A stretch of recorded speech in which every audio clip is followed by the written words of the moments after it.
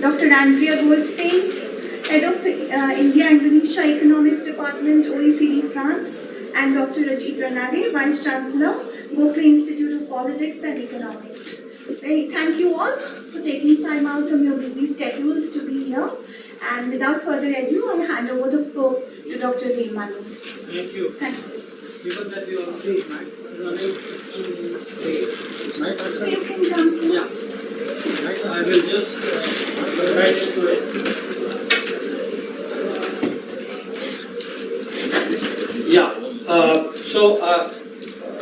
I had kind of agreed to give a keynote address, but they wanted me to chair, so I guess I'll be doing both. So I'm going to talk for about 20 minutes and then each of the other panelists for 10 minutes. Hopefully we'll have some time for questions. So the topic which was given is the FTA's changing role and I wanted to tie it up with the supply chain because that's a big driver. Where do I end this side? Yeah, okay.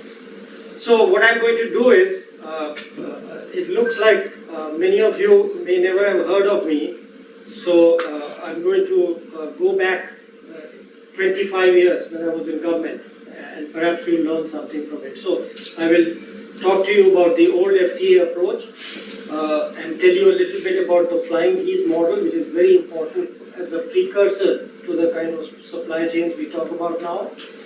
Then go on to the new approach to FTAs and their connection with supply chains. And then very briefly, I will also talk about learning from the PRC. One of the big distinctions, problems which is there is that the People's Republic of China is a communist dictatorship, so they can do many things very quietly and without anybody knowing or speaking, which we can't do in an open democracy. And I'll talk a little bit about possible ways of learning from and using what they did. So what is the old approach? And I'm not talking from newspapers and theory, I was there in the finance ministry. So the old approach to FTAs was primarily driven by geopolitics. You've all perhaps heard of something called the Look East policy, which was kind of not exactly joint, but a joint effort of the Ministry of External Affairs and the Ministry of Finance, because as a part of this policy, we started. So this Look East was driven purely by geopolitics. That's the first point which I'm making. And as a result of this, we started ASEAN IFTAs in 2003 and signed in 2009. The South Korea CPA, which was initiated in 2006, signed in 2009. And the Japan CPA, initiated in 2007 and signed in 2011. But all of this was driven not by the economic benefits we would gain or lose or whatever, but by the need to develop closer relations with East and Southeast Asia. And again, a lot of people forget, we also had a working group, etc., which was initiated with the People's Republic of China. I was a member of the group. I was also earlier a member of South Korea and other groups at that time. But at some point, it was decided that we did not want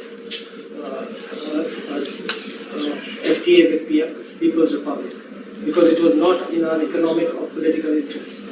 So this is not a new decision. It was made during that time. I was there in the finance ministry, and I still remember the discussions between the Ministry of Commerce and the Ministry of Finance.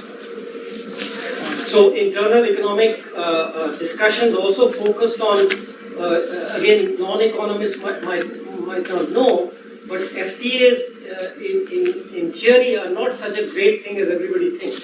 So the discussion was, should we just stick to general overall tariff reductions, which again, I was a big part of. In fact, I drove most of the customs reforms, or we should go in for FTAs. And the reason some of us agreed was that there was a hope that it may force to accelerate general tariff reductions. So that the idea was that you free up a certain set of countries, get lower tariffs that would force people to compete also ask for reforms, etc., strengthen competitiveness, and then we would open up the rest. Of course, it all came to an end around 2000. After 2000, it all stopped. So the general tariff reduction stopped. Okay, so in effect, this model no longer worked. The general model or the old approach. Now, of course, the tariff reduction stopped, but an essential part of FTAs and supply chains really is FDI. So there was incremental FDI to continue, but the tariff reform stopped. Okay. Now, I'll say a little bit about the flying geese model of development. This was the big development model.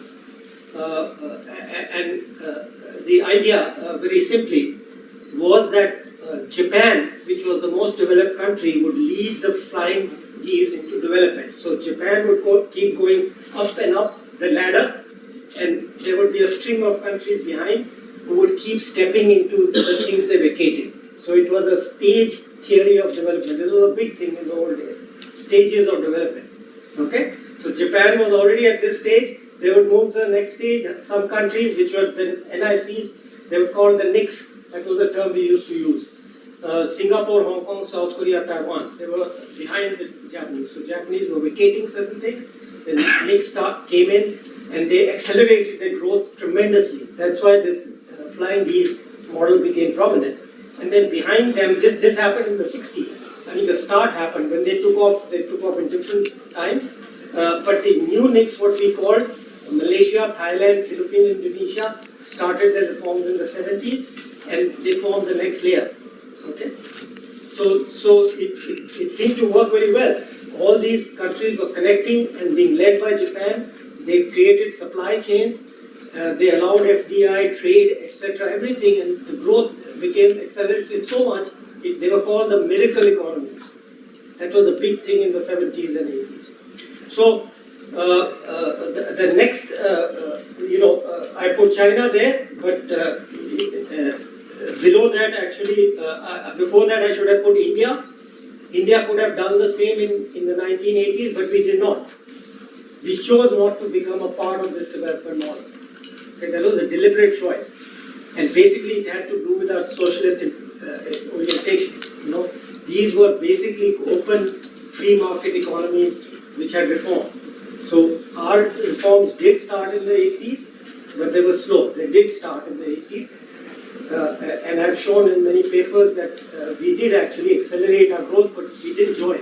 So again, this is a conscious decision we made, the political people actually.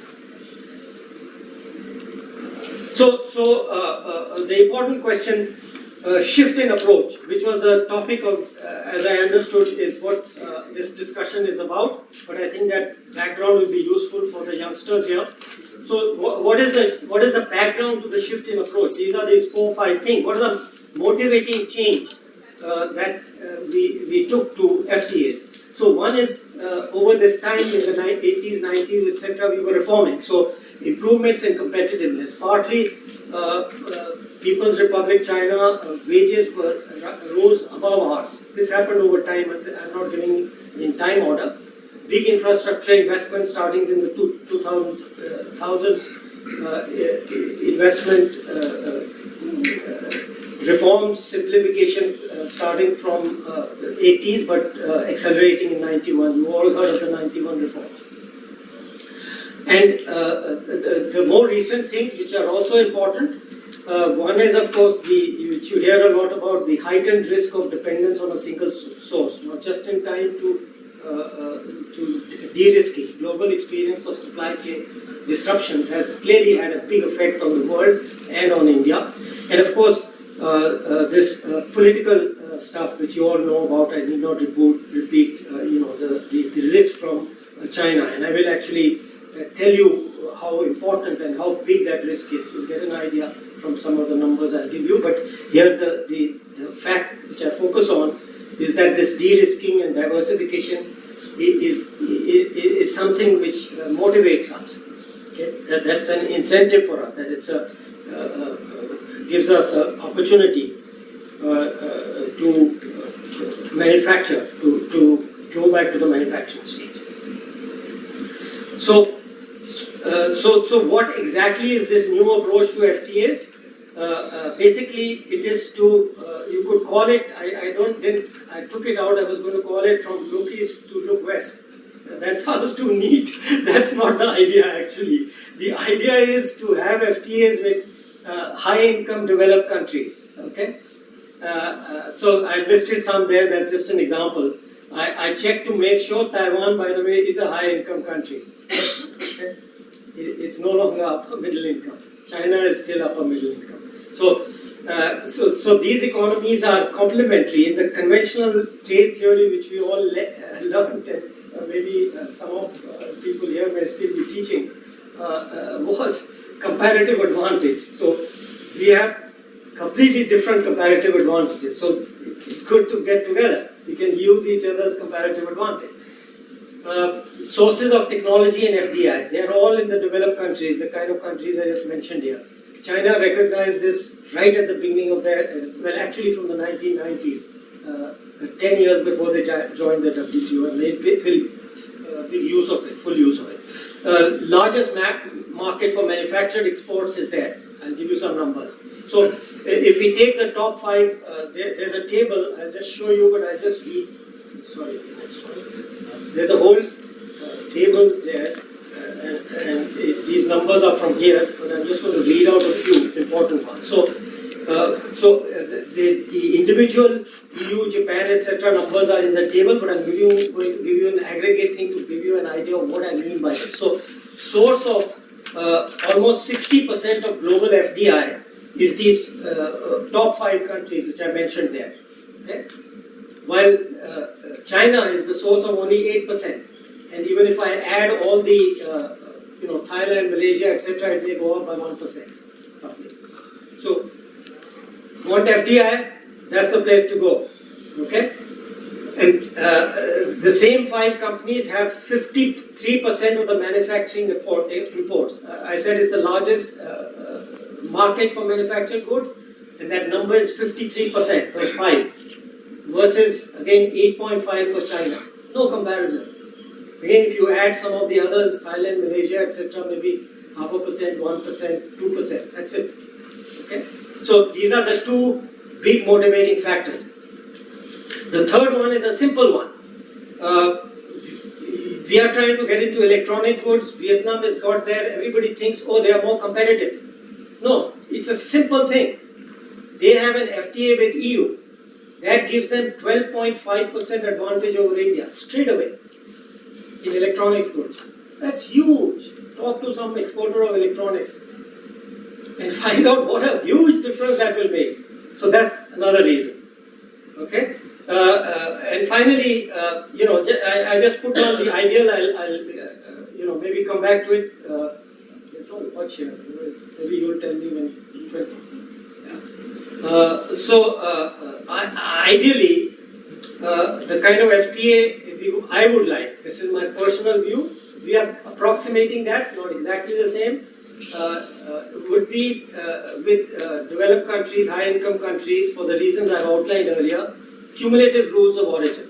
So if we could have a FTA with US, EU, India, it should cumulate. Okay? That means you specify, let's say, a 50% value-added rule from value-added within all 3, rather than doing individual ones, because then the supply chain stuff can move. You can go from one to the other to the third and back again. So supply chains require complex, particularly complex supply chains. Okay? So that's one, cumulative. And then, and this is where the controversy starts, and that's why I'm going to come and talk about more of China just in a couple of slides, have maximum limits to value added in PRC. If we get these 2 things plus, conventional FTA with no fancy and labor, environmental, PR conditions, I would be in favor of 0 tariffs based on these conditions. Why? Simply because even if you have a 1% tariff, they every time have to interact with customs. So you want seamlessness. That's the best type of supply chain. If you can just come in, take it out, do some work, take it to the next country, bring it back. Okay? That would be my idea, but of course we don't have it and we are unlikely to get it, but it's a good model to keep in mind. Here is some of those numbers again, but given the shortage of time, I'm not going to go through all those. But all the country stuff, what I told you, is there. I forgot to say about the disadvantage. No, it's coming later. Okay, I'll just tell you. Okay. So what are the lessons we can learn? So we know the People's Republic has systematically, I showed you the flying geese, I think I mentioned, that China basically joined, maybe I missed it, that China joined roughly in the 1990s, and they basically displaced every country. And that was a deliberate strategy, it just didn't happen by itself. They deliberately displaced all those ahead of them and got to the top. They displaced Japan. Okay? They displaced every country in that flying geese model to the extent that that whole flying geese now is China. That's the leader. Okay? So the question is, can we, India, others learn anything from them? Well, I told you one problem is they were a communist country. They can do anything. Okay, we can't. So what is it? I'll say that there are three important lessons which we can mirror. We cannot do the same things because we have to be open. We have to be answerable to the international system. They could be just quiet. Nobody. I mean, if you don't believe that, I'll give you a simple example in which you are. There are some skeptical people. So the first one is totally uncontroversial in a way. Is that sorry, the very important numbers. Yeah, I told you I will show you some numbers here. I've just gone to the next one. Back. Huh? Sorry. Up, back. I need to go back one. No, we've gone to the next one. Yeah. Now maybe I picked it by mistake. So PRC is also the biggest challenge. So the numbers in table 2, which I have just skipped, and I'll give you the thing. People's Republic has what I call a monopoly in telecom, ADP and electronics. And what's the number is 40% of the global market in these 2 or 4 digit industries. If you go down into products, it'll be much more. There'll be huge numbers of projects where they are like 80-90%. They're basically monopolies. I have to quote it because I don't want to take credit for it, but the External Affairs Minister, when he was visiting our minister, when he was visiting USA a couple of months ago and giving a talk, he used some of these numbers. I guess we are on Twitter together, so he reads some of these numbers I put out. He said that you have antitrust laws. If something like this happened inside your country, you would be breaking up the whole companies. Okay, but you don't even bother about this. This is a real monopoly. You look at history of, go back in history. And remember, these are not companies, this is a whole country. It's China Inc. Okay? And I have not seen any other country in history which had this kind of numbers. Okay, and there's a whole bunch of other numbers which are in that table. Okay, so very high share of world exports in a range of manufactured goods, that's in table 2. So what is the way I started? Well, I said there are 4 key elements which they use to do this, to become the largest exporter of manufactured goods in the world. So one is red carpet to greenfield FDI. Notice the greenfield here. Okay? So India has already started doing this, and 2 good examples of this are Apple and Foxconn. I was not aware of it till somebody came and met me yesterday, and the question he asked was kind of funny, I said, what are people thinking? Are supply chains coming in or not? He said, what they are a little afraid of, that they will not get the same treatment that Foxconn got. Well, it's already an icon. You understand what I was thinking? There are lots of problems with everybody. He is telling me that Foxconn got so much red carpet treatment that they are afraid they will not get the same treatment, good treatment. Okay? So it's happening. That's the point. And this is not my words. This guy, I just asking him what are the problems. Why are they not coming? So this is what he told. Okay? That this is a problem. They are afraid that they won't get the same great treatment. Okay? But the exception here, the PRC companies, we already have, they have to go through a process if they want to come in. So one of them is JV. I think for non-strategic sectors and areas, we should make it easier and almost automatic, maybe, but that requires some work. We have to carefully define the strategic, so there are some suggestions there. Let me not waste time, but this can be done. The second good thing was non-transparent NTPs. Again, people who don't know communism don't understand.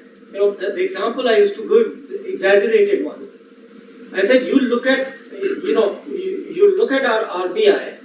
There's a guy, I've been there many times, like 40 times. The guy who actually makes the decision sits on the top floor, in a manner of speaking. In China, 2 minutes? Okay. In China, the guy sits in the basement. He's the Communist Party boss. He's not the guy up there. That guy is making all the routine decisions.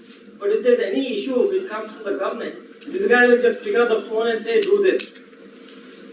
Okay? So the problem is that non-transparent thing. They can just tell a company, you better start backward integration. You better start substituting these 4 goods, seem like we can make them, you make them. Okay? So what do we do? Well, what we can do is use the national security exemption for Chinese companies. That's allowed in the WTO. So, a high tariff on import from PRC correlated to the percentage of value. These are technical things, but I'm just giving you that's on the outline. So, the third one was what is called the READ strategy. It was reverse engineered and developed. Okay? And part of that was forced technology transfer. Again, the only thing we need to do is say that these greenfield new PRC JVs, they are not legally bound. They can, in the sense that they can continue with the GVC, but they can also set up another company. That's what they did there. Okay, believe me. They would just take the technology and make another company. Finally, subsidies PLI we are already doing, so I don't need time on that. So that's the basic idea. So the question is, FTAs are, along with these other ideas, will promote the development of and shift of supply chains to India. That is one of the important new roles of FTAs. And then this is just stuff which I've said, so I will conclude on my 20 minutes time. Thank you. So I hope my co-panelists excuse me for taking double the time. But let's start with you, Bill. I'll just go in the order which you mentioned. Dr. Ramesh Kumar will start. 10 minutes each, and hopefully we'll have some 5-10 minutes questions.